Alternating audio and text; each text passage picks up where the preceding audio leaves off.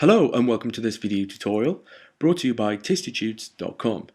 In this tutorial, I'll be demonstrating the synergy that InDesign has with other programs such as Adobe Photoshop and Illustrator. I'll be demonstrating how changes made in these programs can alter the dynamics of images placed in an InDesign composition.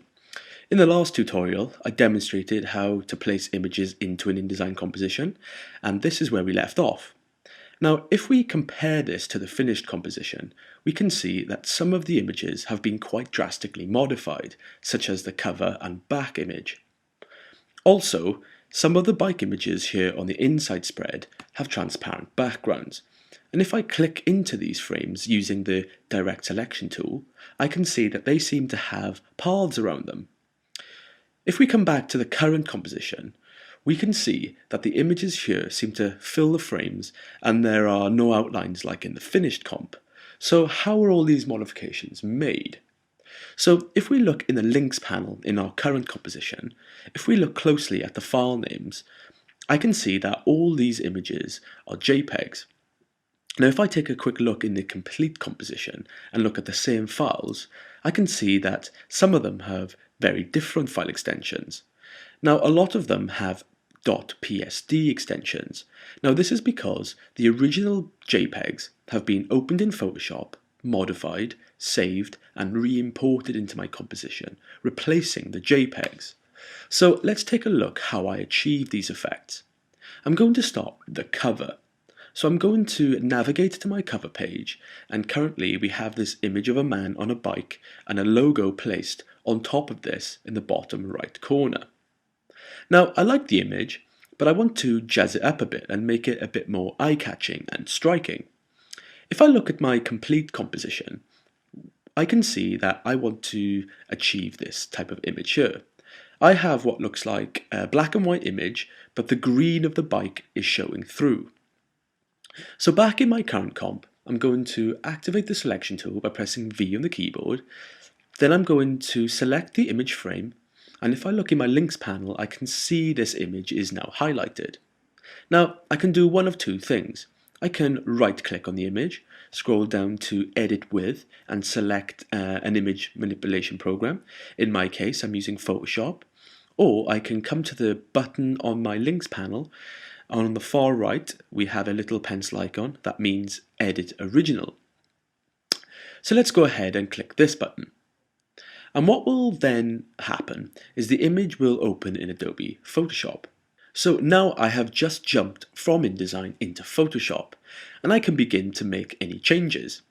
So to create the image, I first pressed Select All and copied the image by pressing Command C. Then I changed the image to grayscale. I then used the Adjustments layer to tweak the levels of this to boost the contrast. Then I changed the mode back to CMYK, and I was able to paste my color layer back on top. I then used a hue saturation adjustment layer on my color layer to change the color to make sure the bike went to green.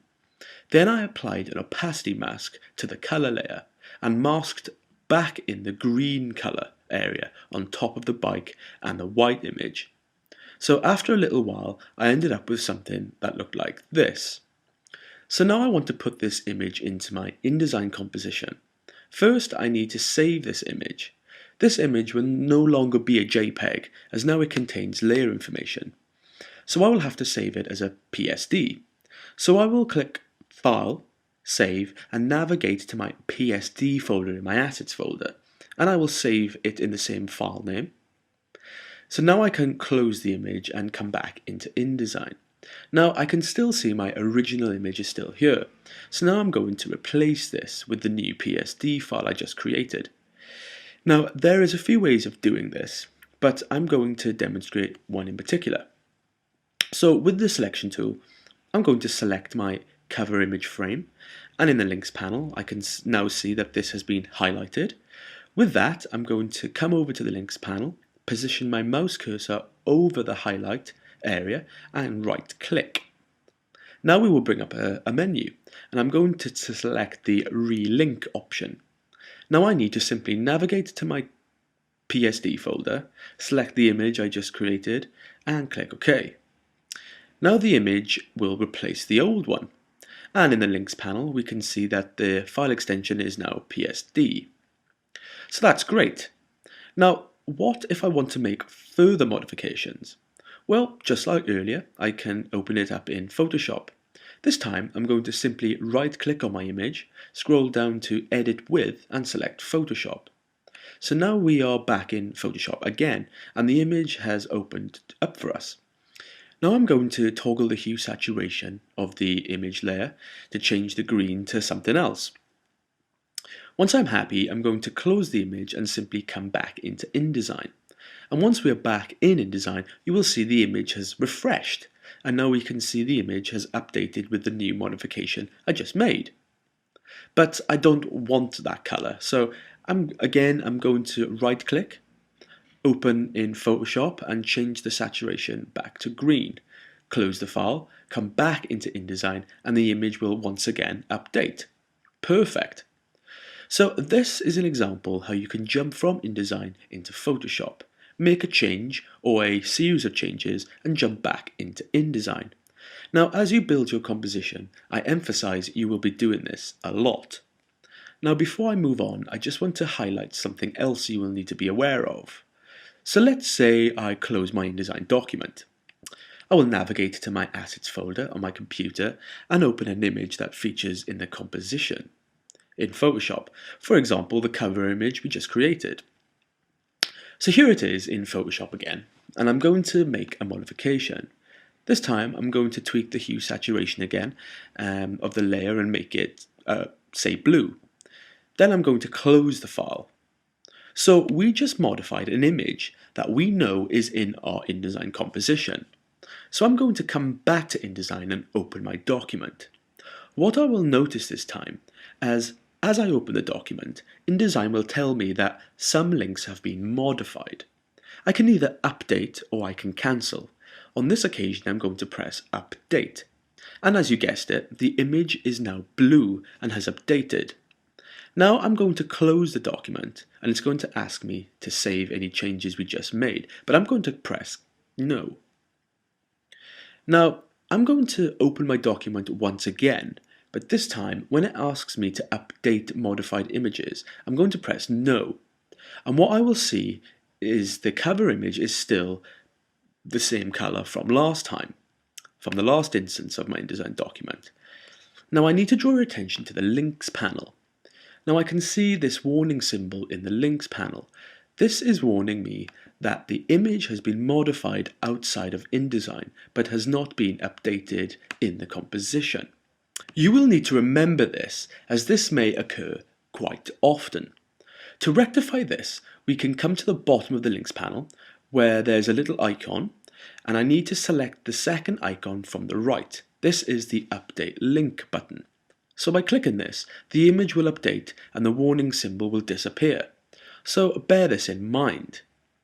So by now we have learned that images in InDesign are simply displayed and linked to images in the Assets folder. Sometimes images on your computer can be moved or even deleted by mistake. If an image link in your composition is broken, for example, it has been moved on your computer, you will notice a different icon appear in the links panel. For example, let's navigate to my PSD folder in the Assets folder and take the cover PSD and move it. Let's say we move it to the desktop. Then when I come back into InDesign, we can still see a representation of the image, but in the links panel there is now a red symbol. This is telling me the link is broken. And now when it comes to exporting your document ready for print, if we have broken links like this, the quality of the image will be very poor and will no doubt be pixelated. So to resolve this, I can either right-click, search and relink the image, or do some housekeeping in my project folder. I'm going to simply move my cover PSD image back into the PSD folder and come back into InDesign. And now you will see that the warning icon has disappeared as the link has been re-established. So keep those notification symbols in mind, as you may come across them when you're using InDesign. Okay, so moving on. Next on the cover image, I have a Honda logo, and this is currently in red. but I want this logo to be in white. So with the selection tool, I'm going to select the frame the logo graphic is in, and I'm going to come over to my links panel. Now, if we look closely, we can see the file extension on this link is in .ai. This means it's an Illustrator file. So if I come to the bottom of my links panel and click on the Edit Original icon, it's going to open up in Adobe Illustrator. So now we're in Illustrator, and I'm looking at the Honda logo. And if I click on it, I can see that it is indeed a vector object. So in Illustrator, I'm going to change the color from red to white. Once I have done that, I'm going to save and close the document, then come back into Adobe InDesign. And then I will see the logo has now changed to white. But not only has it changed to white on my front cover, it has also changed to white on the back cover. Now this is because in the last video, to place the logo on the back, I duplicated the logo in the cover and placed it on the back. So I essentially have two images sourced from the same single image. So whatever changes I made to the image will show up on each instance in the composition. Now if I wanted one logo to be red and one to be white, however, I would have to create an entirely separate file in my assets folder and relink it. So now we are on the back page, I have another image which I want to make modifications to. And if I look on the complete document, I can see that we want to have the same effect as on the front cover, but this time to highlight yellow instead. So using the technique demonstrated earlier, I'm going to modify this image. And here I am in Photoshop, and I have made the changes to the image, which I have just prepared, using exactly the same technique as earlier. So I'm going to save this into my PSD assets folder and come back into my InDesign comp. So again, I'm going to have to replace the original image with my new image. So with the direct selection tool, I will select the image, press Command D, navigate to my PSD assets folder, select the image and click OK. And there it is. So coming over to my inside spread, on the far left is the grid of images. I don't need to do anything to them. They're all good as they are for now, so I'm just going to leave them and come across to page 5. And currently I have 6 motorbike images. Now, if I look carefully at them, they appear to be set on gradient backgrounds. And if I activate the direct selection tool, pressing A, and click on them, or one of them, I can see that this is a solid image, with the 4 points in each corner. Now keep this in mind, and let's take a look at the finished comp, and look at the same image. Now the difference between the image here in the complete comp to my current comp is that here they appear to have transparent backgrounds. If I activate the direct selection tool and move my mouse cursor over the image, I can see there is a path around the image contained within the frame. Now if I activate the selection tool by pressing V on the keyboard and click on the frame, I can change the frame color. And I can see that this bike image appears to have been cut out. Now let's open this in Photoshop. With the frame still selected, I can come over to the links panel and I can see this link has been highlighted. I can come to the bottom of my links panel and click the Edit Original icon on the far right. Then the image will open in Adobe Photoshop. But look, it's not set on a transparent background. If we look in the Layers panel, we can see this is simply a single layer. So how can an image like this, with a solid background, appear in InDesign to have a transparent background? Well, the trick is in the Path panel in Adobe Photoshop. If I pull up the Paths panel in Adobe Photoshop by coming to Window and scrolling down to Paths, I can see there is a path here. If I click on the path thumbnail, now it's difficult to see, but the path will now appear on the image. Now if I come to the menu and select the Path Selection tool, which is this black arrow icon about 2/3 of the way down, I can click and drag all over my image, and upon release, this will reveal all the points that make up the path, like so. And I can see that this path neatly goes all the way around the bike and around some of the blank spaces in the wheels and so on.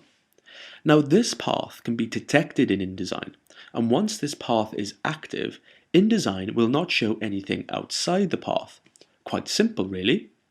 But to create this path, you will need to use the pen tool and make sure you activate the path in order for InDesign to notice it. So let's see how this works. Okay, so I'm back in my current composition and I'm going to make a start on this image here on the top left. So with the selection tool active, pressing V on the keyboard, I'm going to select the frame, come over to the links panel and click on the edit original icon in the bottom right. And the image will open in Adobe Photoshop. If we look in the Paths panel, we can see that unlike in the final comp, there is no path in this image. So I am now going to create a path using the pen tool. Now, depending on the complexity of your image, it might take a little while to compose your path. So let's make a start.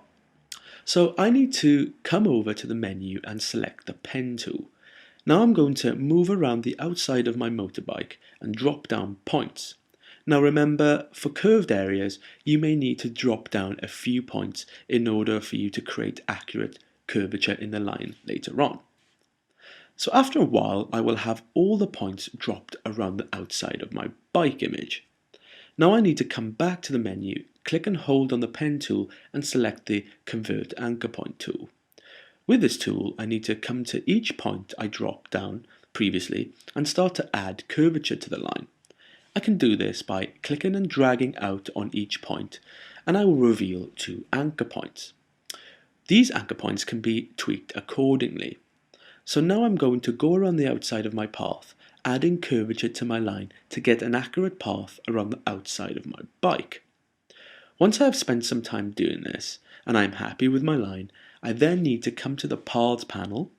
Now I can see I have a new path, and this is represented here by this new thumbnail. Notice how I now have a white space in the thumbnail, so whatever is white will remain to be seen in InDesign, and the grey area will be made transparent. Keep this in mind. Now I need to double click on my new path thumbnail, and here I can name the path. I will call this Bike Outline. So that's the path created, but now I need to activate the path in order for InDesign to detect the path. To do this, I need to come to the top right hand corner and click on the drop down menu. Then I need to come down to Clip in Path and click this. Then a little prompt box will open to ask me to set a flatness value. For now, just put in 0.2, as this is the lowest you can, and click OK. So with that, be sure to save your image and close. Now back in InDesign, we will see that the image is now transparent. But however, if I zoom in close to the image, I can see that areas such as in the wheels are not transparent.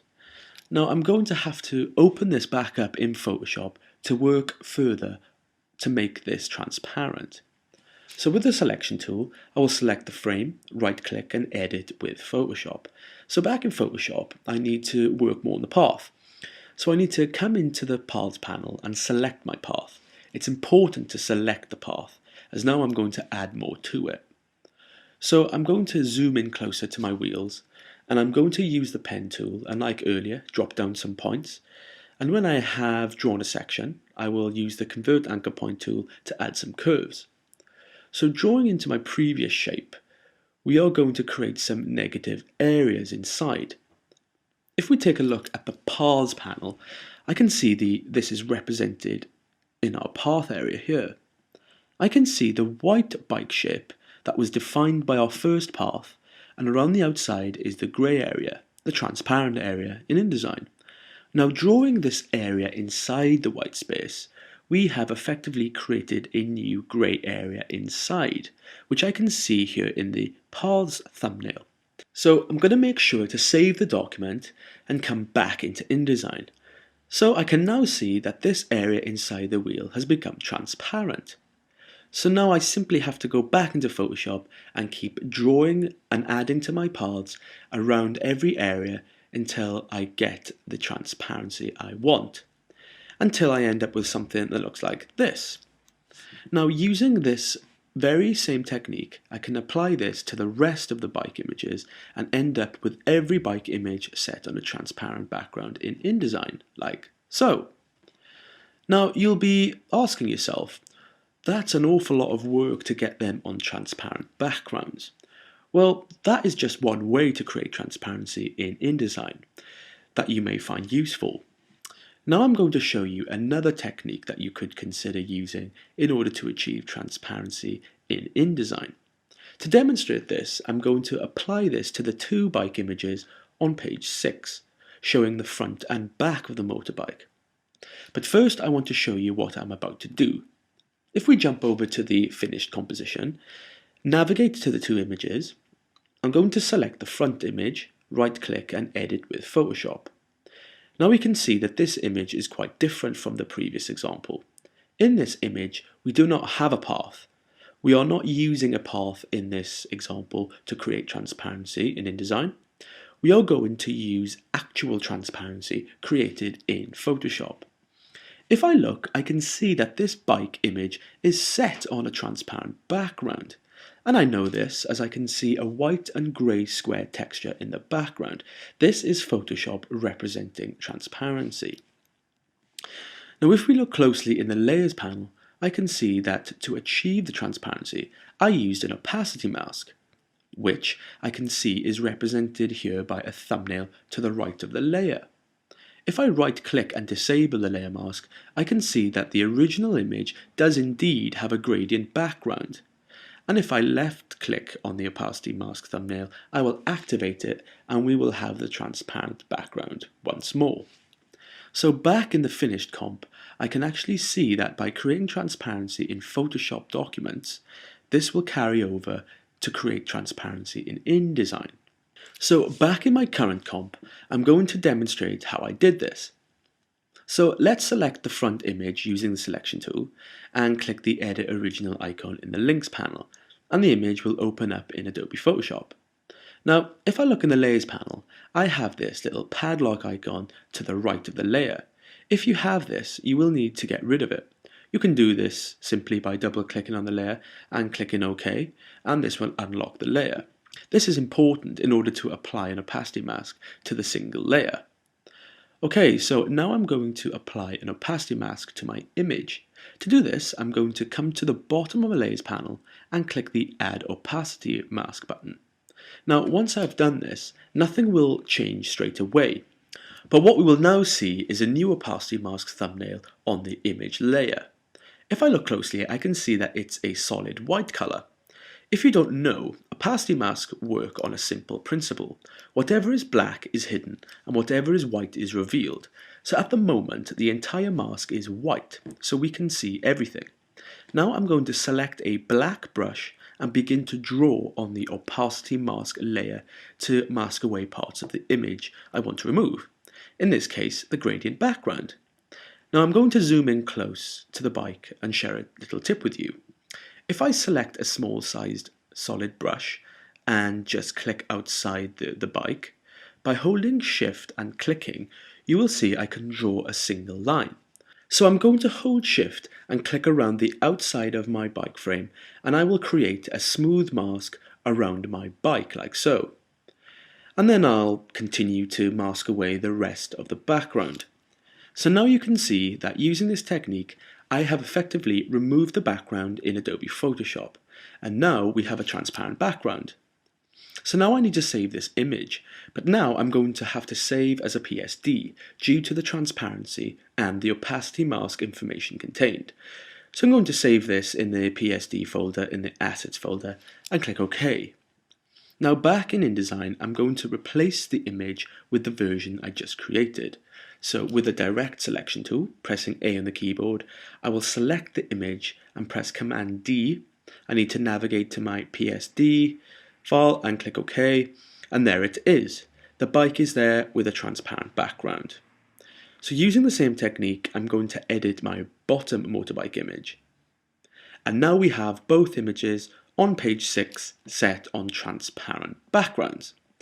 So that is how you can modify images in Adobe InDesign from Photoshop and Illustrator. In the next video, I will be demonstrating how to use objects, colour and effects in our compositions, such as key lines, gradient fills, and drop shadows to enhance the composition. So I'll see you in the next video.